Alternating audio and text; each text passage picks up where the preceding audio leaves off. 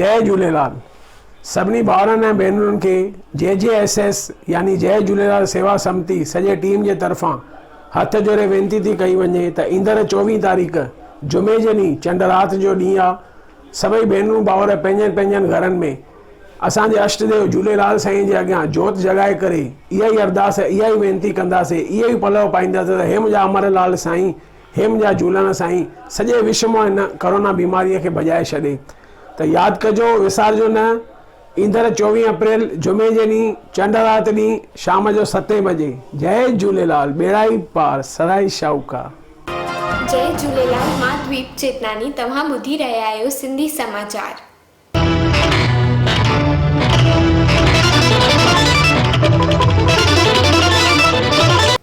शोपिया में 4 आतंकवादी ढेर। सलमान खान अहिड़ो ॿियो बॉलीवुड एक्टर आहे जंहिं 40 मिलियंस ट्विटर ते क्रॉस कया। आदिपुर गांधीधाम में हंगर फ्री नेशन ऐं रॉबिन हुड अकेडमी जूं सेवाऊं ग़रीबनि लाइ जारी। दुनिया में 25 लख माण्हू कोरोना सां बीमार ऐं पोणा 2 लख माण्हू कोरोना जा शिकार। दुनिया जो चीन मां उथी वियो आहे भरोसो ऐं भारत में आहे सभिनि जी आस। 1000 कंपनियूं चीन खे छॾे भारत में अचण जूं उम्मीदूं। लॉकडाउन 2 में सरकार कई नई गाइडलाइन जारी। जम्मू कश्मीर में तैनात CRPF कोरोना पॉजिटिव। दिल्लीअ जे अस्पताल में करायो वियो भर्ती। ॻाल्हियूं सुठियूं आहिनि, इन मां ई ॻाल्हियूं निकिरंदियूं ऐं इन मां ई कम थींदा।